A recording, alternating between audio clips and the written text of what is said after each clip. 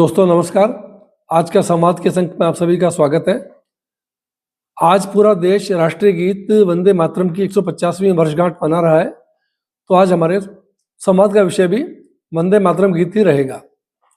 साथियों, आज 7 नवंबर 2025 को वंदे मातरम गीत की 150वीं वर्षगांठ है, जो भारत के राष्ट्रीय गीत के रूप में मनाया जा रहा है। इस कालजयी गीत की रचना बंकिम चंद्र चटर्जी ने 1875 में की थी और इसे पहली बार उनकी पुस्तक आनंद मठ में प्रकाशित किया गया था। वंदे मातरम का अर्थ है, माँ मैं तुम्हारे चरणों में नतमस्तक हूँ। वंदे मातरम ने भारत की स्वतंत्रता संग्राम में महत्वपूर्ण भूमिका निभाई थी। इसे रविंद्रनाथ टैगोर ने 1896 में कांग्रेस के अधिवेशन में पहली बार गाया था। इस गीत ने देशभक्ति की भावना को जगाया और लोगों को स्वतंत्रता के लिए प्रेरित किया। वंदे मातरम को 1950 में भारत के राष्ट्रीय गीत के रूप में अपनाया गया। यह गीत भारत की एकता और अखंडता का प्रतीक है। आज वंदे मातरम की 150वीं वर्षगांठ पर हम इस गीत के महत्व को याद करते हैं और इसके रचनाकार बंकिम चंद्र चटर्जी को श्रद्धांजलि देते हैं। आज वंदे मातरम गीत की 150वीं वर्षगांठ के अवसर पर दिल्ली में कई कार्यक्रम आयोजित किए गए हैं। इनमें से मुख्य कार्यक्रम इंदिरा गांधी इंडोर स्टेडियम में मनाया गया, जिसमें प्रधानमंत्री नरेंद्र मोदी ने एक भव्य समारोह में वंदे मातरम की 150वीं वर्षगांठ के उपलक्ष्य में एक वर्षीय कार्यक्रम का उद्घाटन किया। इस अवसर पर उन्होंने एक स्मारक सिक्का और टिकट भी जारी किया। अपने उद्बोधन में प्रधानमंत्री नरेंद्र मोदी ने कहा कि वंदे मातरम एक शब्द, एक मंत्र है, एक ऊर्जा है, एक स्वप्न है, एक संकल्प है। वंदे मातरम ये एक शब्द मां भारती की साधना है, मां भारती की आराधना है। वंदे मातरम ये एक शब्द हमें इतिहास में ले जाता है।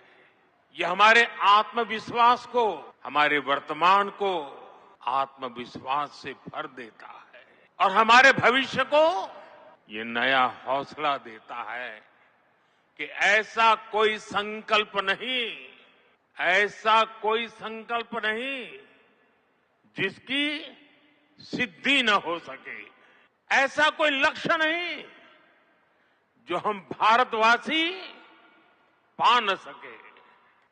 साथियों, वंदे मातरम के सामूहिक गान का ये अद्भुत अनुभव ये वाकई अभिव्यक्ति से परे है। मातरम एक मंत्र है, एक ऊर्जा है, एक सपना है और एक संकल्प है। उन्होंने कहा कि यह गीत मां भारती की पूजा और भक्ति का प्रतीक है और यह हमें इतिहास में ले जाता है और हमारे भविष्य को नई दिशा देता है। मोदी जी ने कहा कि वंदे मातरम ने भारत की स्वतंत्रता संग्राम में महत्वपूर्ण भूमिका निभाई थी और आज भी यह गीत देशभक्ति और एकता की भावना को जगाता है। उन्होंने कहा कि यह गीत हमारी संस्कृति और इतिहास का प्रतीक है और यह हमें अपने लक्ष्यों को प्राप्त करने के लिए प्रेरित करता है। इतिहास के पन्नों से देखें तो 1870 से 80 के दशक में अंग्रेजों द्वारा सरकारी समारोह में गॉड सेव द क्वीन गीत गाया जाना अनिवार्य कर दिया गया था।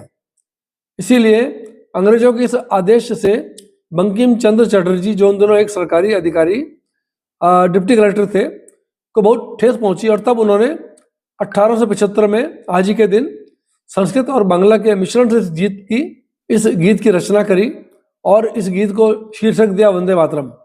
बाद में यही गीत बंकिम चंद्र चटर्जी के लोकप्रिय उपन्यास आनंद मठ में भी शामिल किया गया था। यह उपन्यास भी अंग्रेजों व जमींदारों के शोषण के खिलाफ था। आज़ादी की लड़ाई में हम सब जानते हैं कि यह गीत और यह नारा क्रांतिकारियों की जान था।